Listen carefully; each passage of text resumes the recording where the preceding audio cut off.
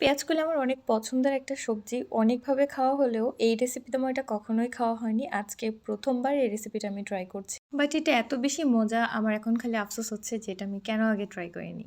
Anyways ১ম এ আমি কিছু পেঁয়াজকলিকে ছোট, ছোট টুকরো করে কেটে তারপরে ধুয়ে অল্প একটু পানি দিয়ে একটু সেদ্ধ করে নিয়েছি। একটু পোড়া, পোড়া করে সিদ্ধ করব। তারপর অন্য একটা প্যানে বেশ কিছুটা সরিষার তেল নিয়েছি। এর মধ্যে আমি নতুন আলু পাতলা করে স্লাইস করে কেটে সেগুলো ভেজে নিচ্ছি। পাশাপাশি একটা টমেটো আর কয়েক কোয়া রসুন একটু ভালো করে ভেজে নিব।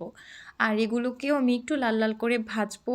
এতক্ষণে নিশ্চয়ই বুঝতে পেরে গিয়েছেন যে আমি কি বানাচ্ছি। হ্যাঁ, আমি আজকে পেঁয়াজকলির ভর্তা বানাচ্ছি। আর এই ভর্তাটা আমার আগে কখনোই ট্রাই করা হয়নি। রিসেন্ট একটা ভিডিও দেখে তারপরে আমার ইচ্ছে হলো যে এটা ট্রাই করার। আর এটা অনেক, অনেক বেশি মজা। যারা ট্রাই করেননি অবশ্যই ট্রাই করবেন। এনিওয়েজ তারপর আমি পেঁয়াজগুলোকেও একটু হালকা ভেজে নিয়েছি। চাইলে এখানে কাঁচা পেঁয়াজও ইউজ করতে পারেন যদি আপনারা কাঁচা পেঁয়াজ পছন্দ করেন। এখন জাস্ট সবকিছুকে ভালোভাবে মাখিয়ে নিব। মাখানোর উপরে কিন্তু ভর্তার স্বাদ নির্ভর করে। আমার কাছে তো এটাই মনে হয়।